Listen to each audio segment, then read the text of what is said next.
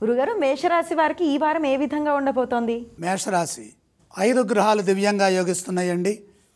తృతీయంలో చంద్రుడు, ద్వితీయంలో గురువు, ఏకాదశంలో శుక్ర శనులు, షష్ఠంలో కేతువు. అద్భుతమైన శుభకాలం నడుస్తోంది. అనుకున్న ఫలితాలు వెంటనే వస్తాయి. మీ ఆశయం నెరవేరుతుంది. ఆర్థికంగా శుభకాలం ఇది. ఆర్థిక అంశాలు శుభప్రదంగా ఉన్నప్పుడు అన్ని విధాలా కలిసి వస్తుంది. లక్ష్మీదేవి అనుగ్రహం సంపూర్ణంగా కలుగుతుంది.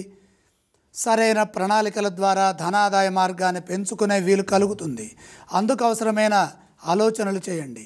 మీ కృషి ఫలిస్తుంది. అలాగే పెట్టుబడులు పెట్టే ముందు లోతైన ఆలోచన విధానాన్ని అనుసరించండి.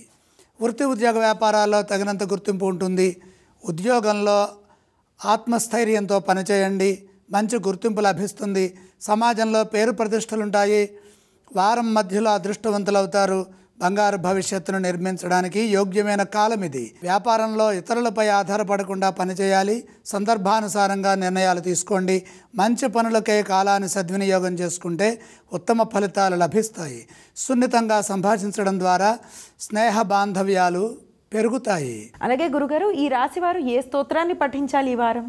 మేషరాశి వారు ఇష్టదైవాన్ని స్మరించడం చాలా మంచిది. మహాలక్ష్మి అమ్మవారిని స్మరించండి. మేషరాశి వారు ఈ వారం ఏ ఆలయాన్ని సందర్శిస్తే శుభ ఫలితాలు ఉంటాయో తెలియచేస్తారా గురుగారు? మహాలక్ష్మి అమ్మవారిని దర్శనం చేసుకోండి. గురుగారు, ఈ రాశి వారు ఏవేవి దానం చేయాలి?